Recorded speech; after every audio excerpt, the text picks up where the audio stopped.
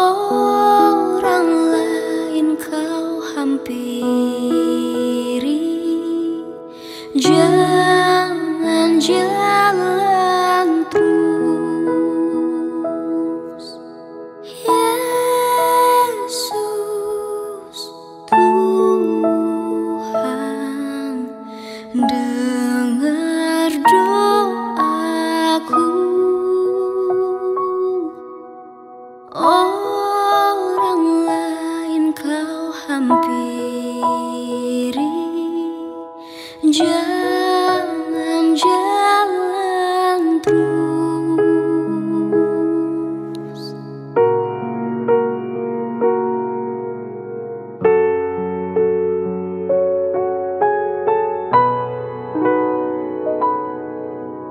Di hadapan tahta rahmat,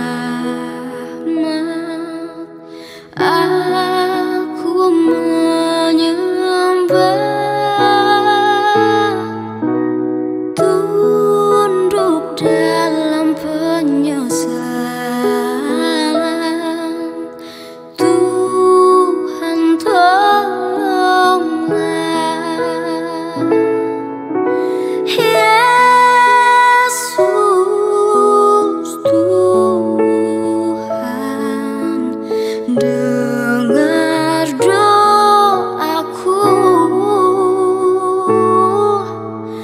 Orang lain kau hampiri, jangan jalan terus.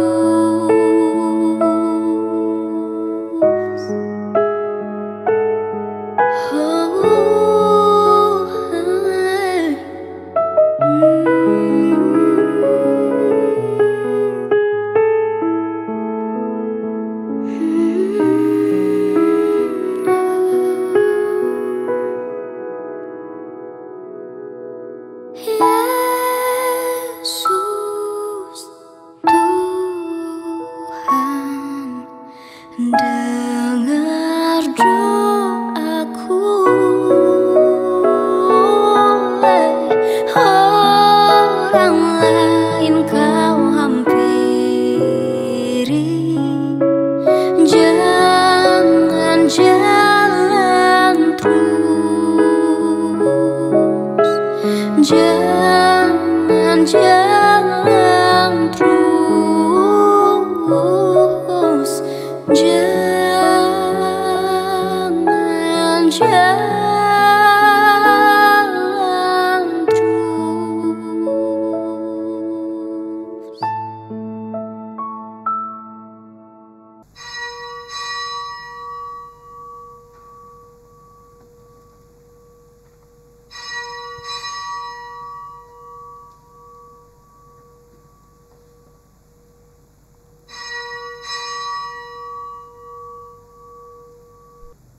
Hati bersorak-sorai, jiwa melimpah dengan syukur, pikiran tertuju kepada Tuhan, Sang Pemimpin hidup.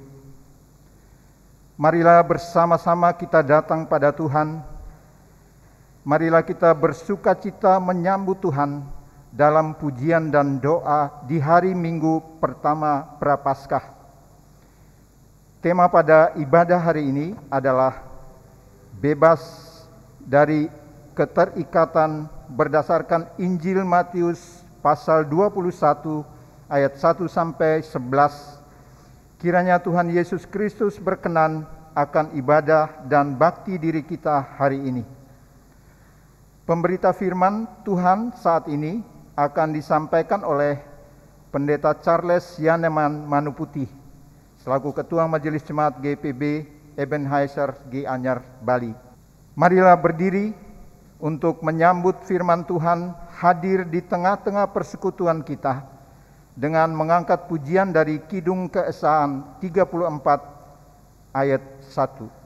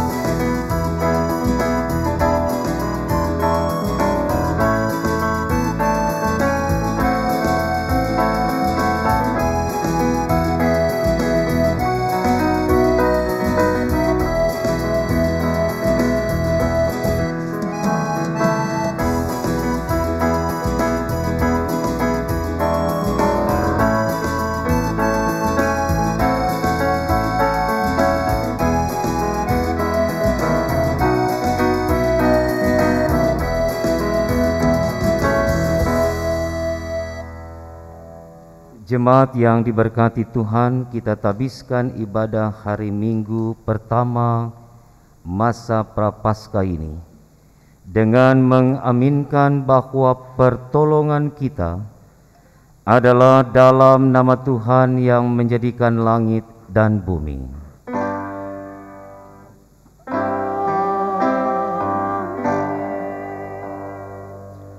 Nats pembimbing pada hari ini terambil dari surat Galatia pasal yang kedua, ayat 19 dan 20 yang menyatakan, "Sebab aku telah mati oleh hukum Taurat untuk hukum Taurat, supaya aku hidup untuk Allah. Aku telah disalibkan dengan Kristus, namun aku hidup. Tetapi bukan lagi aku sendiri yang hidup, melainkan Kristus yang hidup di dalam aku. Dan hidupku yang dihidupi sekarang di dalam daging adalah hidup oleh iman dalam Anak Allah yang telah mengasihi aku dan menyerahkan dirinya untuk aku." Terimalah salam rasuli, kasih karunia dan damai sejahtera dari Allah Bapa kita dan dari Tuhan Yesus Kristus menyertai kamu. Dan Menyertaimu juga.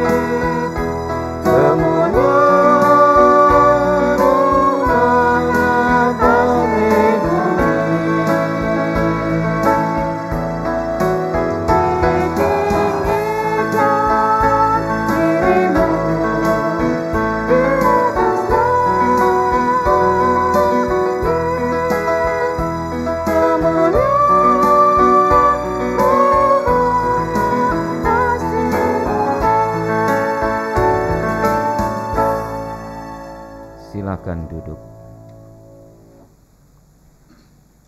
Dengan rasa sesal dan malu, dan dengan kerendahan hati, marilah mengaku atas segala dosa kita, didahului dengan pengakuan secara pribadi oleh jemaat.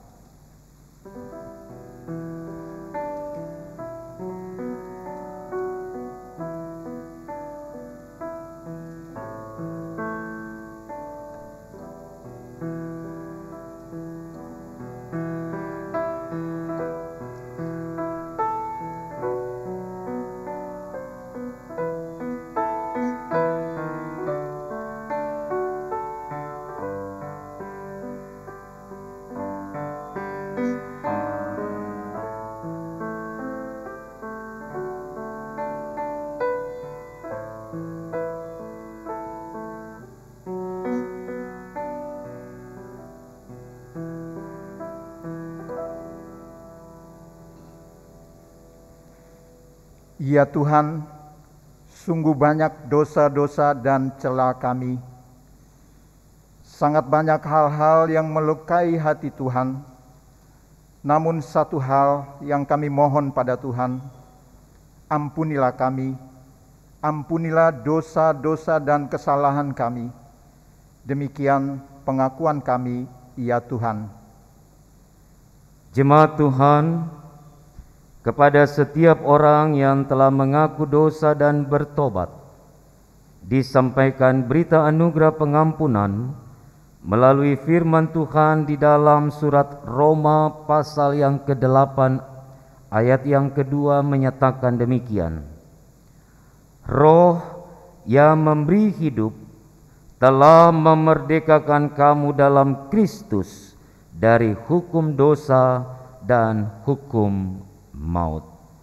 Berdasarkan firman Tuhan ini, selaku pelayan-pelayan Yesus Kristus kami memberitakan bahwa pengampunan dosa telah berlaku dalam nama Bapa, Anak, dan Roh Kudus. Syukur kepada Tuhan. Amin. Saudara-saudara jemaat Tuhan, mari kita berdiri untuk mendengar perintah hidup baru seperti yang tertulis dalam surat Roma pasal 6 ayatnya yang ke-12 yang mengatakan, sebab itu hendaklah dosa jangan berkuasa lagi di dalam tubuhmu yang fana, supaya kamu jangan lagi menuruti keinginannya. Roh Kudus menolong kita mewujudkan kemuliaan Allah dalam seluruh hidup dan kesaksian kita di dunia.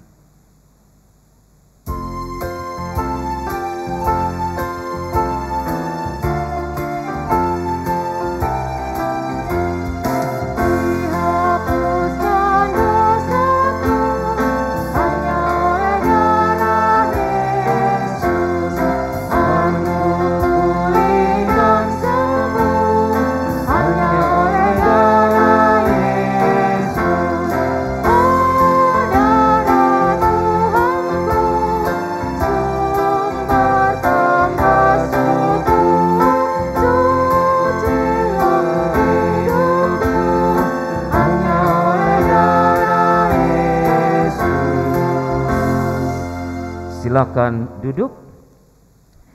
Kesaksian pujian akan disampaikan oleh vokal grup Efrata.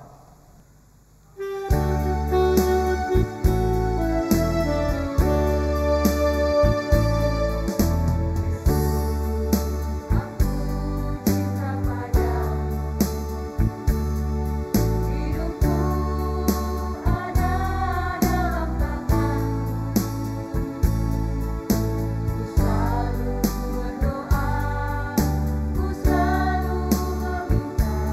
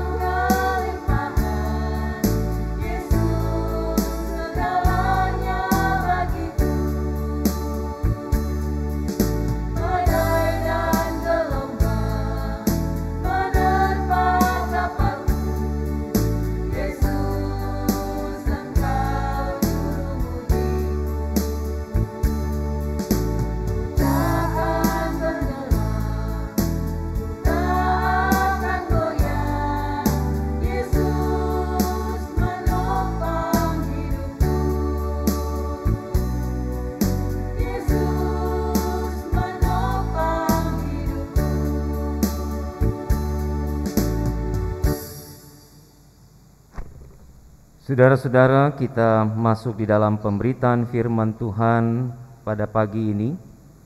Mari kita bersatu hati berdoa memohon bimbingan Roh Kudus. Mari berdoa. Tuhan, saat ini kami umat-Mu sehati untuk bersama-sama mendengarkan suara Tuhan melalui pemberitaan firman.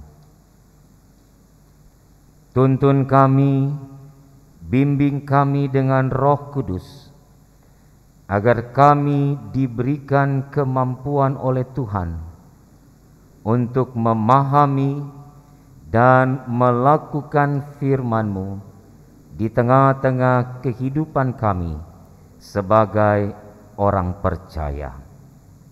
Tuhan bersabdalah, kami siap mendengarkan firman-Mu. Amin. Jemaat Tuhan, marilah berdiri untuk mendengar firman Tuhan yang dibacakan dari Alkitab. Hosiana.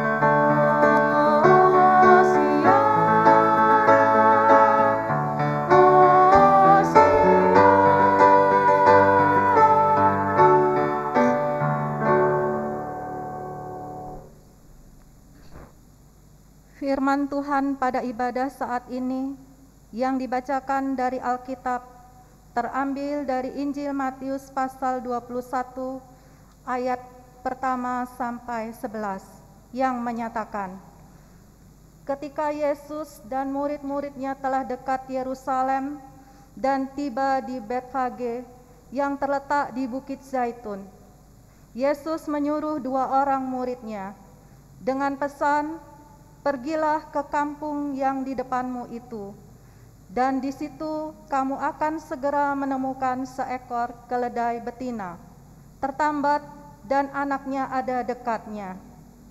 Lepaskanlah keledai itu dan bawalah keduanya kepadaku. Dan jikalau ada orang menegur kamu, katakanlah, Tuhan memerlukannya, Ia akan segera mengembalikannya. Hal itu terjadi supaya genaplah firman yang disampaikan oleh Nabi. Katakanlah kepada putri Sion, lihat, rajamu datang kepadamu. Ia lemah lembut dan mengendarai seekor keledai beban yang muda. Maka pergilah murid-murid itu dan berbuat seperti yang ditugaskan Yesus kepada mereka. Mereka membawa keledai betina itu bersama anaknya, lalu mengalasinya dengan pakaian mereka, dan Yesus pun naik ke atasnya. Orang banyak yang sangat besar jumlahnya menghamparkan pakaiannya di jalan. Ada pula yang memotong ranting-ranting dari pohon-pohon dan menyebarkannya di jalan. Dan orang banyak yang berjalan di depan Yesus dan yang mengikutinya dari belakang berseru, katanya, Hosana bagi anak Daud, diberkatilah dia yang datang dalam nama Tuhan, Hosana di tempat yang maha tinggi. Dan ketika ia masuk ke Yerusalem, gemparlah seluruh kota itu, dan orang berkata, siapakah orang ini? Dan orang banyak itu menyahut, inilah Nabi Yesus dari Nazaret di Galilea. Demikian pembacaan Alkitab. Hendaklah firman Tuhan dengan segala kekayaannya diam di dalam hatimu, dan ucaplah syukur kepada Allah.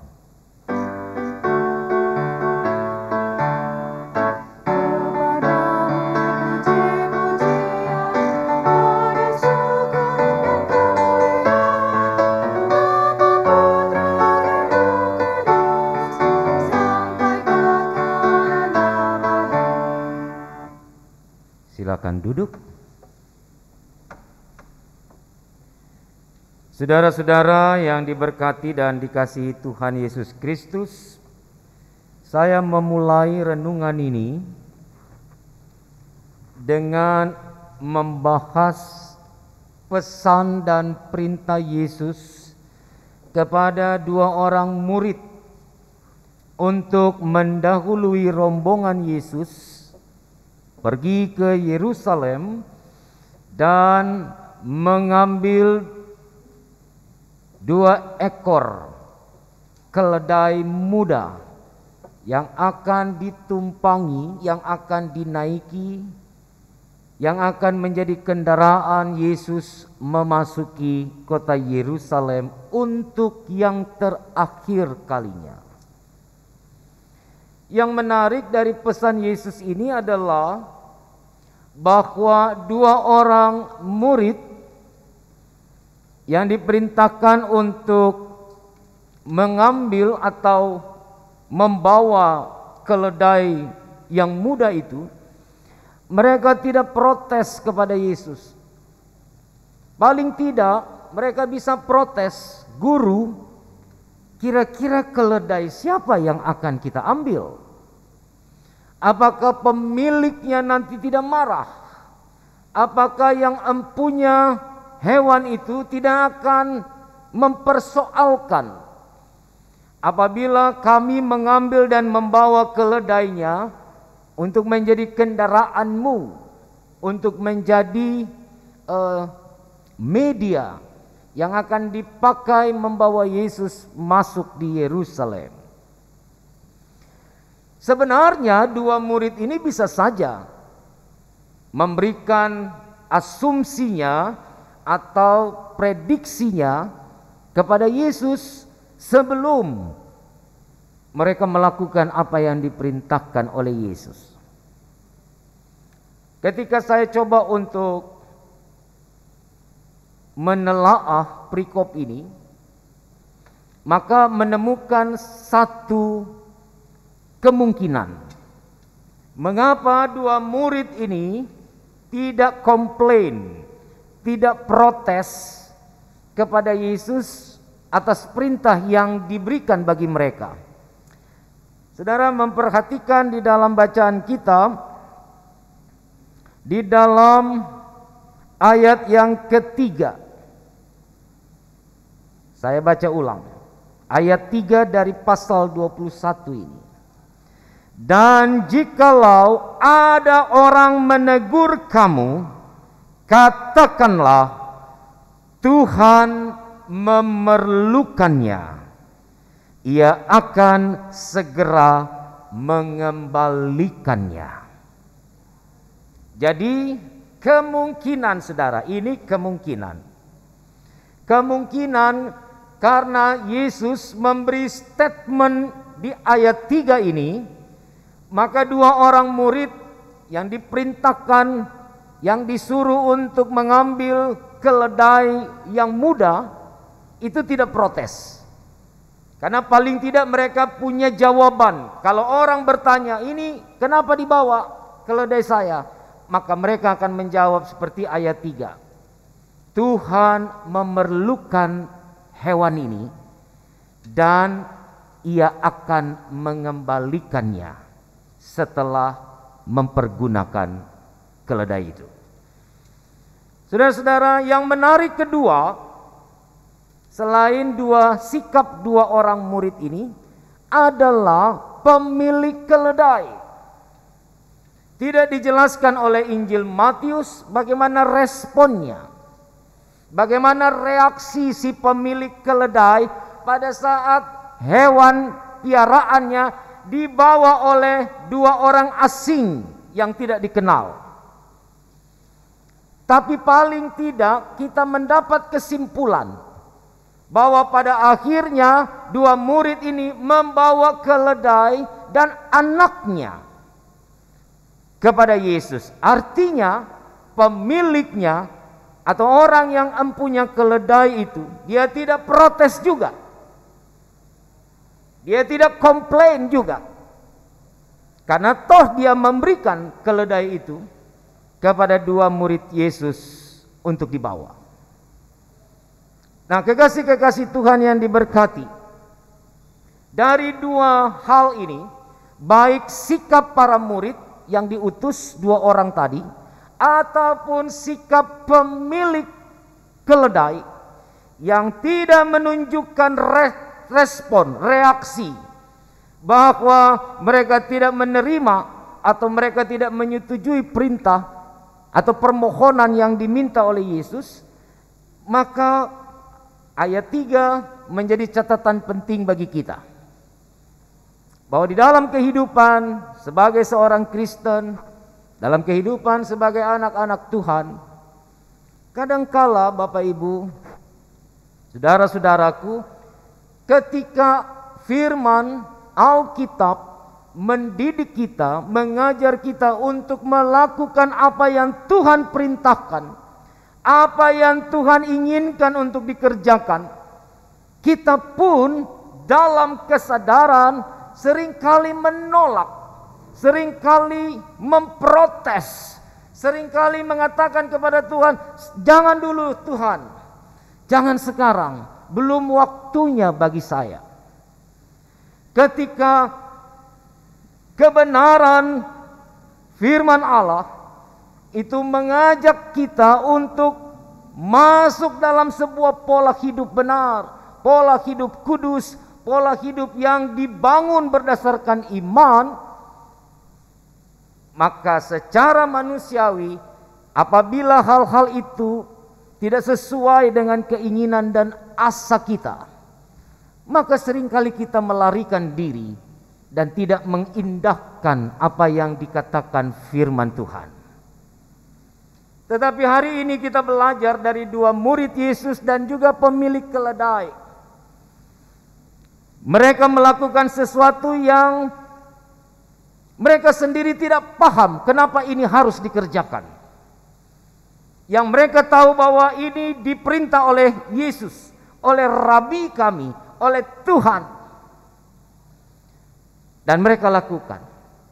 Tetapi di balik tindakan melakukan apa yang diperintahkan, mereka sadar bahwa perintah itu disampaikan karena Tuhan memerlukannya.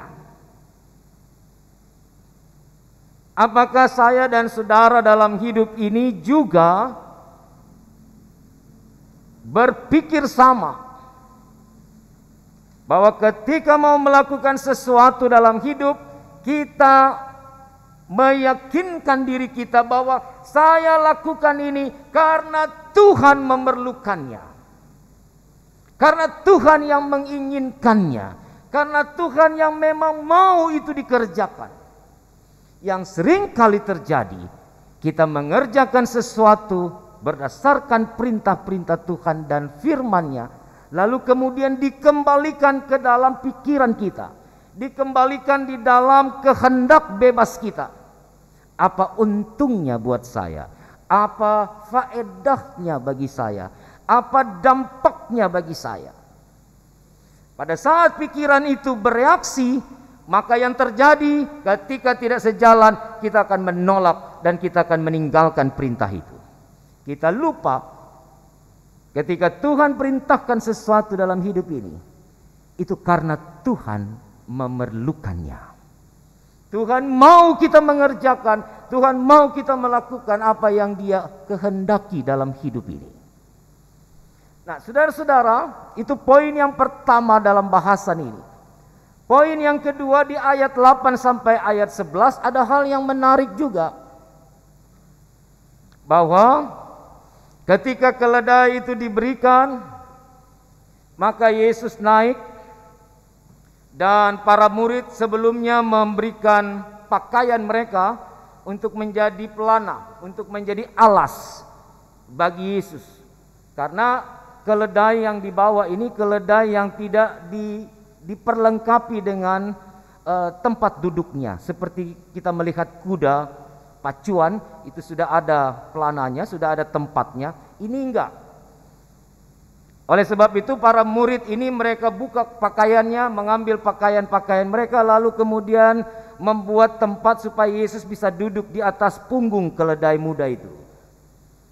Nah, pada waktu Yesus masuk Yerusalem, Matius mengatakan dan menjelaskan bahwa ada begitu banyak orang yang menyambutnya. Mereka mengambil ranting palem, lalu mereka membuat jalan. Mereka menutupi jalur supaya ketika Yesus masuk, Yesus melewati itu, ada sesuatu yang berbeda. Mereka bahkan juga membentangkan pakaian-pakaian mereka di jalur itu.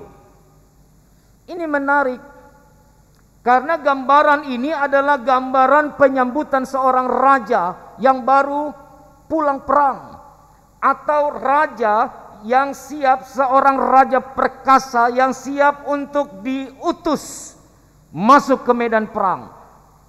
Sikapnya sama, sambutannya sama, cara yang dilakukan sama.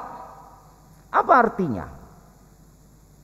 Artinya adalah bahwa bagi orang Israel, bagi orang Yahudi pada waktu itu, yang memang dalam konsep iman mereka di dalam Taurat Musa dan juga tulisan-tulisan kitab-kitab para nabi, menjelaskan bahwa ada seorang Mesias, seorang raja besar, raja Israel yang akan membawa perubahan, yang akan datang dan membuat transformasi bagi Israel. Konsep berpikir orang-orang Yahudi waktu itu bahwa Yesuslah raja yang dinubuatkan itu. Sehingga ketika ia masuk, seakan-akan ia diperlakukan seperti seorang pahlawan, seperti seorang kepala pasukan yang punya keberanian, kesatria, gagah berani, yang akan membawa perubahan bagi Israel dalam penindasan Romawi pada waktu itu. Jadi konsep mereka adalah Yesus akan membawa perang besar, konfrontasi terbuka dengan Romawi, supaya Israel bebas dan mereka menjadi bangsa yang merdeka. Ini konsepnya. Konsep ini benar atau tidak? Konsep ini mendekati kebenaran tetapi tidak diimani. Mereka memperlakukan Yesus seperti raja, benar bahwa Yesus adalah raja, King of King, raja di atas segala raja. Tapi raja yang datang ini bukan raja yang menarik pedang untuk berperang. Raja yang datang ini, dia datang dalam kelemah lembutan untuk membawa sebuah perubahan. Bukan status bangsa menjadi bangsa merdeka, tapi status hakiki kemanusiaan dari orang berdosa diubah, dimenangkan menjadi orang yang merdeka di dalam iman. Nah, kesalahpahaman konsep berpikir orang Yahudi pada waktu itu tidak mengejutkan saya dan saudara ketika orang yang berteriak Hosana, dimuliakanlah engkau yang datang dalam nama Tuhan. Mereka memuja, memuji, menyanjung Yesus begitu hebat dan tinggi. Tapi orang yang sama juga berteriak di depan mahkamah Pilatus, salibkan dia. Salibkan dia. Orangnya berbeda atau tidak? Sama. Kenapa mereka bisa awalnya memuji Yesus, lalu kemudian mereka menjatuhkan hukuman bagi Yesus? Karena mereka kecewa. Mereka kecewa. Karena apa yang mereka inginkan dan harapkan, Yesus tidak lakukan itu. Kekecewaan orang-orang Yahudi, imam-imam ini, para pengikut-pengikut imam-imam dan ahli-ahli Taurat itu sama besarnya dengan kekecewaan yang dilakukan dan dialami oleh Yudas Iskariot. Nanti beberapa hari ke depan, saya dan saudara akan membahas juga itu dalam ibadah-ibadah kita, tentang pengkhianatan Yudas. Kenapa Yudas mau berkhianat? Kenapa dia mau menjual gurunya, rabinya hanya dengan 30 keping perak? Sebenarnya bukan hanya keserakahan, Bukan hanya Yudas tamak dengan harta, dengan uang, tapi prinsipnya Yudas kecewa. Karena rabi dan guru yang dipujanya, yang dilihatnya melakukan perkara-perkara dan mujizat luar biasa, sudah dibayangkan oleh Yudas bahwa kalau dia yang menjadi Mesias, dia berperang melawan Romawi, maka saya akan mati-matian membelanya. Tapi pada saat Yesus tidak menunjukkan apa yang diinginkan oleh Yudas, maka kecewalah dia. Maka dia menjadi frustasi, dia menjual gurunya, dan bahkan setelah itu ia menyesal. Dan ending dari hidupnya adalah dia menggantungkan dirinya dan mati.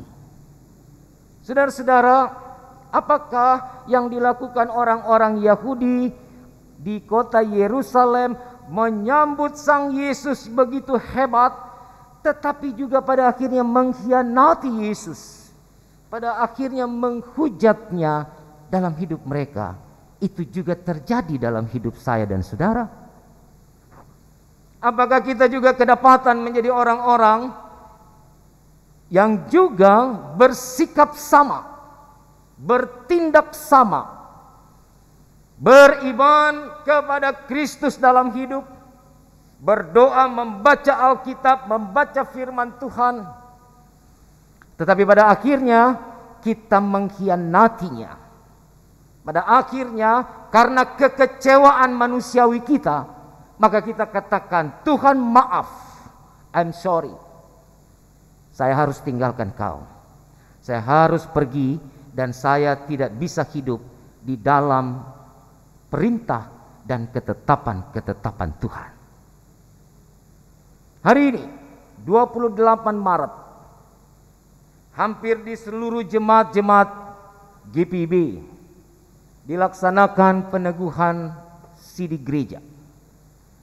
Demikian juga di GPIB Maranatha Denpasar ini akan dilaksanakan peneguhan bagi calon-calon warga sidi gereja. Selalu diingatkan bahwa proses pembelajaran katekesasi selama 1 tahun itu tidak cukup untuk membuat imanmu sebesar biji sesawi. Belum cukup. Karena proses pertumbuhan iman itu dia akan berlangsung bukan 1 tahun dalam kelas katekesasi, tapi sepanjang kehidupan manusia, proses belajar untuk menumbuhkan iman itu harus terjadi. Karena apa, saudara?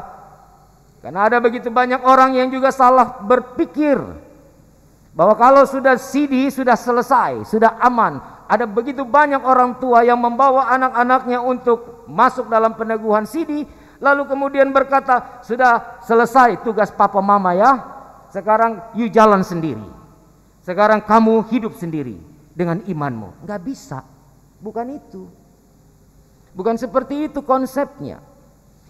Ketika orang di sidi, itu artinya dia membuat komitmen dengan Tuhan, ada janji yang diucapkan di hadapan Tuhan.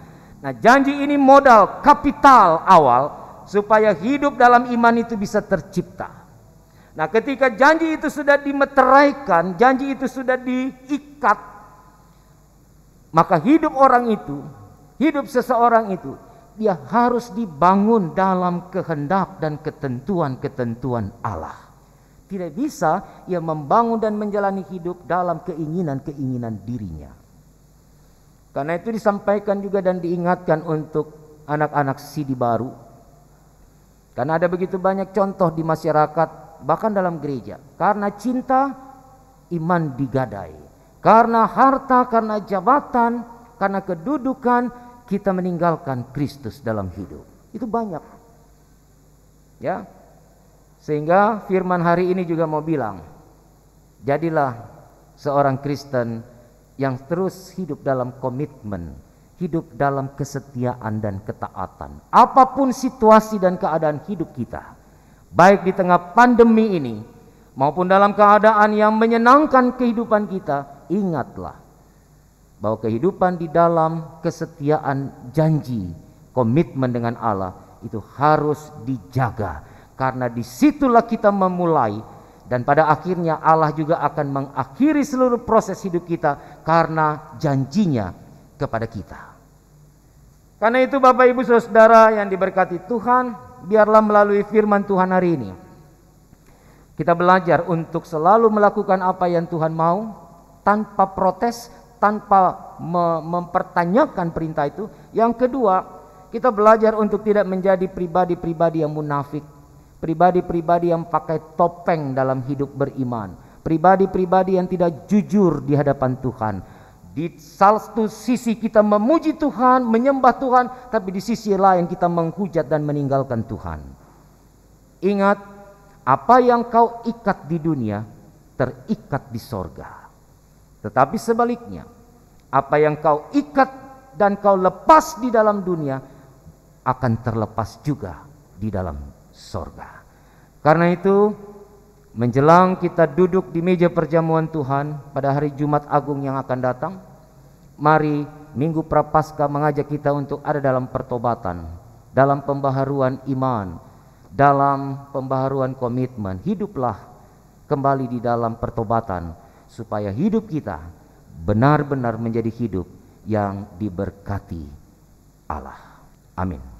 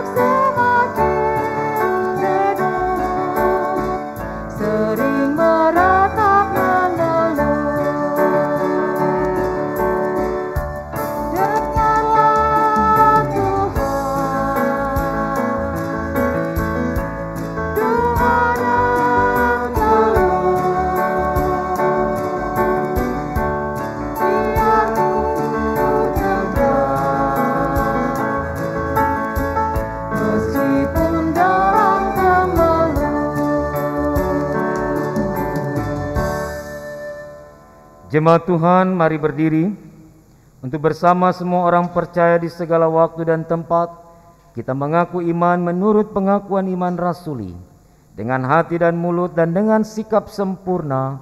Masing-masing orang berkata, aku percaya kepada Allah Bapa yang Maha Kuasa, Khalik langit dan bumi, dan kepada Yesus Kristus anaknya yang tunggal Tuhan kita, yang dikandung daripada Roh Kudus, lahir dari anak darah Maria, yang menderita di bawah pemerintahan Pontius Pilatus, disalibkan, mati dan dikuburkan, turun dalam kerajaan maut, pada hari yang ketiga bangkit pula di antara orang mati, naik ke sorga, duduk di sebelah kanan Allah Bapa yang Maha Kuasa, dan akan datang dari sana untuk menghakimi orang yang hidup dan yang mati.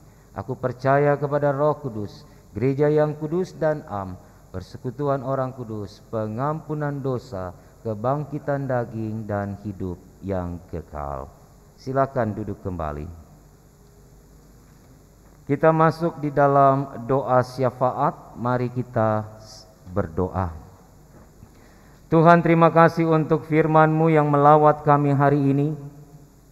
Biarlah kami boleh hidup sebagaimana yang firman-Mu nyatakan bagi kami. Bapa di surga, kami mau berdoa untuk kehidupan bangsa dan negara kami, Indonesia tercinta.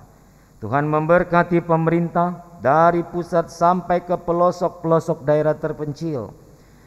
Secara khusus kami berdoa untuk pemerintah di Provinsi Bali dan juga Kota Madya Denpasar. Tuhan memberkati memberi hikmat, memberikan kekuatan, kemampuan, kesehatan, agar pemerintah kami dapat terus membawa masyarakat ada di dalam hidup yang adil, hidup yang damai dan sejahtera, hidup yang penuh dengan keharmonisan di tengah-tengah perbedaan. Tuhan Yesus, kami juga mau berdoa untuk aparat keamanan, baik TNI maupun Polri, di dalam menjaga keutuhan NKRI. Tuhan memberkati seluruh aparat Polri dan TNI, supaya juga boleh terus diberikan kemampuan untuk menjadi garda terdepan, menjaga kehormatan dan kedaulatan bangsa ini.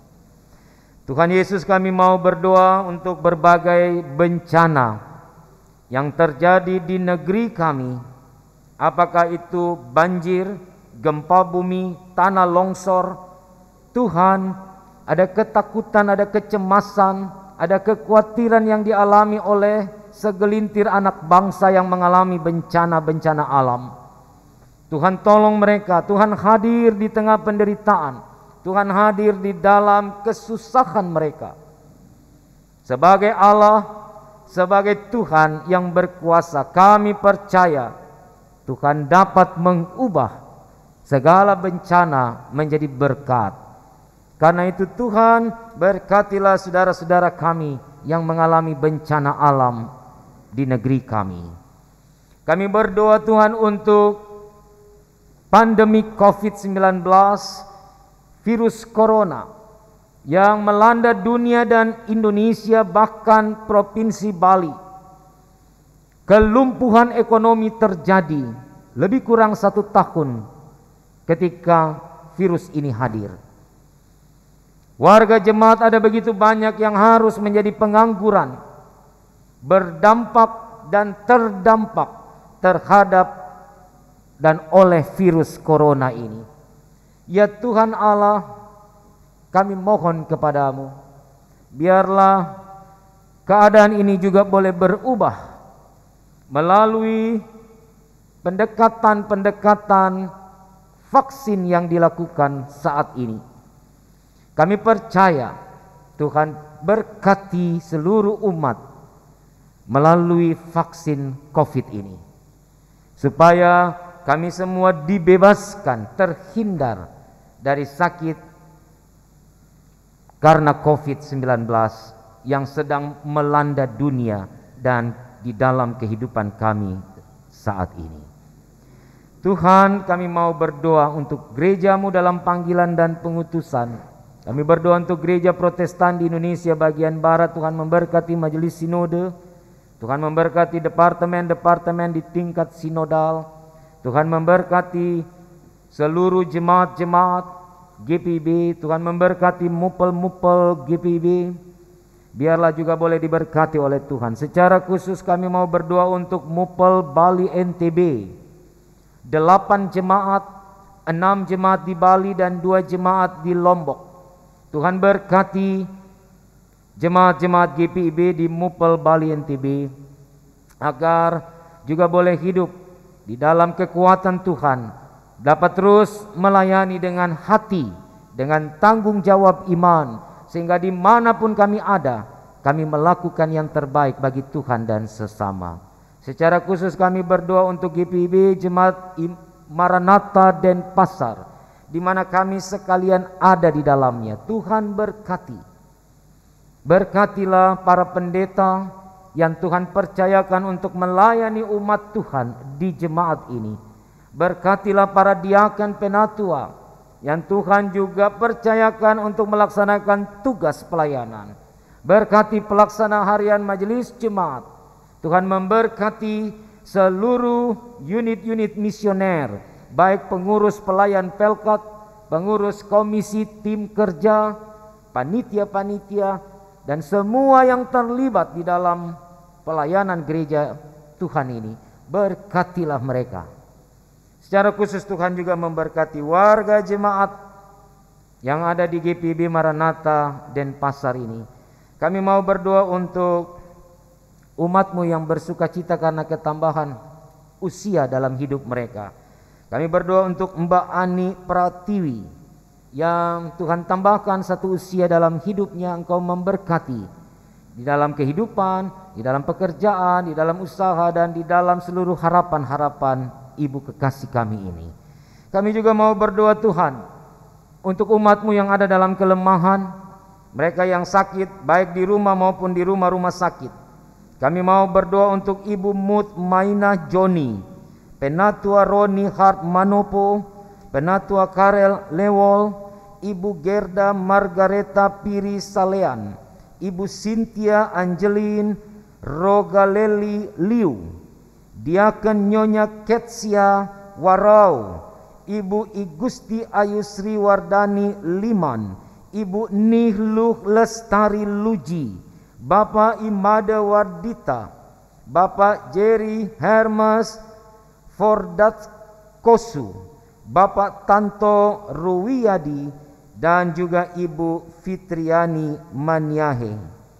Mereka yang ada dalam kelemahan, mereka butuh kekuatan Tuhan. Karena itu Bapa, hadirlah di tengah-tengah kehidupan umat-Mu, agar mereka boleh mendapatkan kesembuhan dan kepulihan. Bapa di surga, berkati pelayanan GPIB Maranatha dalam kebersamaan dengan masyarakat yang ada di tempat ini, bahkan pemerintah yang ada di sekitar gereja ini. Mereka boleh menjadi berkat, menjadi garam dan terang di tengah-tengah kehadiran jemaat ini. Kami berdoa untuk presbiter yang melayani dalam ibadah hari ini, organis, pianis, pemandu lagu, begitu pula dengan vokal group Efrata, rekan-rekan tim multimedia yang juga boleh bekerja sama, berkolaborasi di dalam melaksanakan peribadahan pada hari ini. Tuhan berkati kami semua, berkati agar hidup kami terus Tuhan pakai karena Tuhan memerlukan kami. Terima kasih Bapa di surga. Pada akhirnya kami menyerahkan seluruh proses pelayanan kami di minggu yang baru ke depan. Tuhan memberkati dan Tuhan menyertai kami. Ampuni dosa dan salah yang kami lakukan kepadamu ya Bapa. Ya Tuhan, dalam pengasihan-Mu kami mohon. Dengarkanlah doa kami. Peliharalah kami di dalam Kristus Yesus Tuhan yang telah mengajar kami berdoa bersama-sama. Bapa kami di dalam sorga, dikuduskanlah nama-Mu, datanglah kerajaan-Mu, jadilah kehendak-Mu di bumi seperti di sorga. Berilah kami pada hari ini makanan kami yang secukupnya, dan ampunilah kiranya akan kesalahan kami, seperti kami juga mengampuni orang yang bersalah kepada kami. Janganlah membawa kami dalam pencobaan, tapi lepaskan kami daripada yang jahat. Nah, yang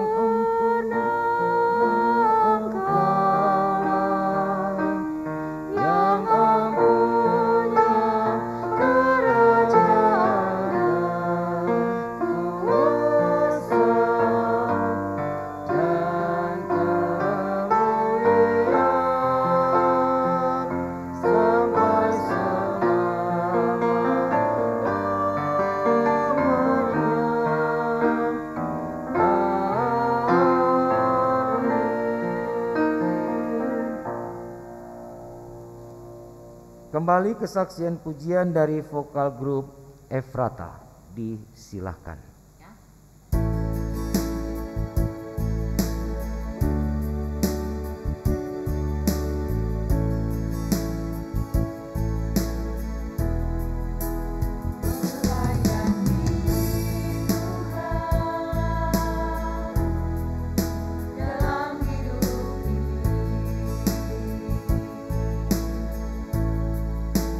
Banyak yang terpanggil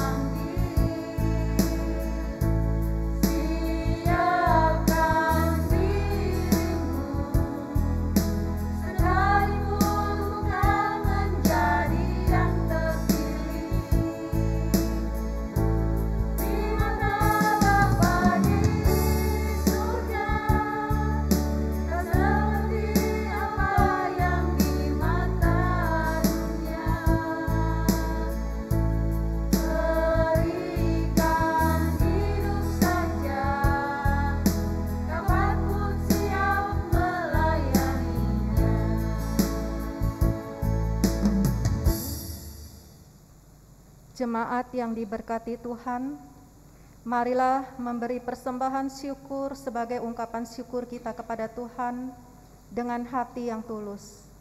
Ingatlah firman Tuhan di dalam kitab Imamat pasal 19 ayatnya yang kelima yang menyatakan, apabila kamu mempersembahkan korban keselamatan kepada Tuhan, kamu harus mempersembahkannya sedemikian hingga Tuhan berkenan akan kamu. Sambil memberikan persembahan syukur, kita memuji dan memuliakan Tuhan dan bernyanyi dari Kidung Muda-Mudi 161 bait yang pertama.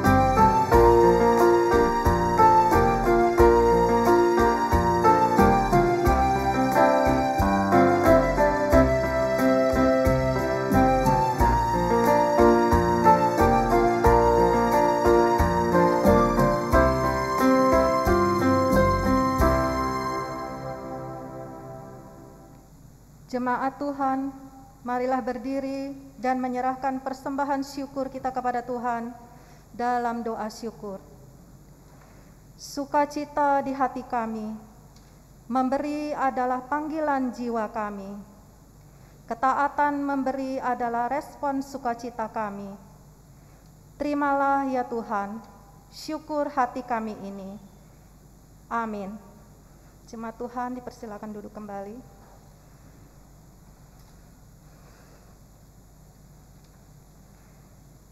Bapak, Ibu, saudara-saudari yang terkasih di dalam Tuhan Yesus Kristus, mohon perhatian untuk mengikuti warta jemaat hari ini, Minggu tanggal 28 Maret 2021 sebagai berikut.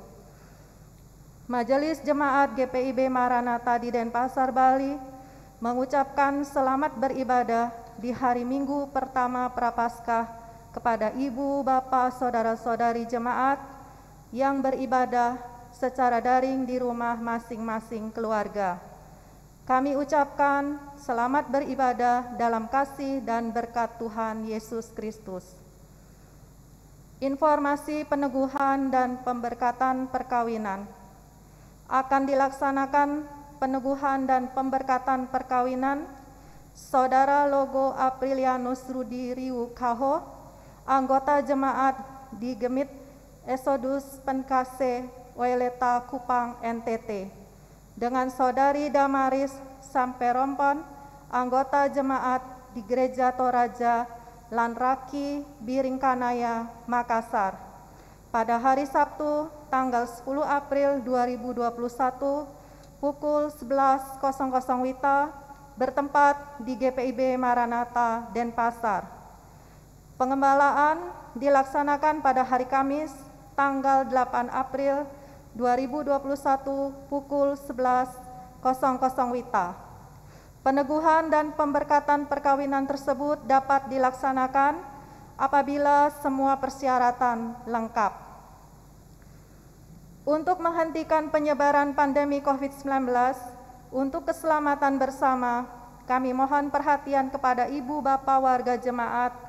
Marilah kita bersama-sama mentaati protokol kesehatan sesuai peraturan pemerintah dan himbauan dari Majelis Sinode GPIB. Wajib menggunakan masker, selalu mencuci tangan, menggunakan sabun dan air mengalir, dan harus tetap menjaga jarak fisik, menghindari kerumunan, tetap menjaga kesehatan dan kebugaran tubuh, serta melaksanakan perilaku hidup sehat dan bersih. Ucapan terima kasih. Majelis Jemaat GPIB Maranatha di Denpasar menyampaikan terima kasih kepada Pendeta Charles Yaneman Manuputi selaku Ketua Majelis Jemaat GPIB Ebenezer Gianyar Bali yang telah berkenan melayani dan memberitakan firman Tuhan pada ibadah Minggu pagi ini. Tuhan Yesus Kristus senantiasa mengasihi dan memberkati di dalam kehidupan dan tugas pelayanan. Demikian warta jemaat hari ini. Majelis Jemaat GPIB Maranatha di Denpasar, Bali mengucapkan selamat memasuki minggu pertama Prapaskah. Tuhan Yesus Kristus sumber hidup selalu mengasihi dan memberkati kehidupan kita bersama. Terima kasih. Saudara-saudara, mari berdiri. Jadilah pengikut-pengikut Kristus yang tangguh menghadapi tantangan dan rintangan yang berat. Jadikanlah Yesus andalan dimanapun saudara-saudara berada.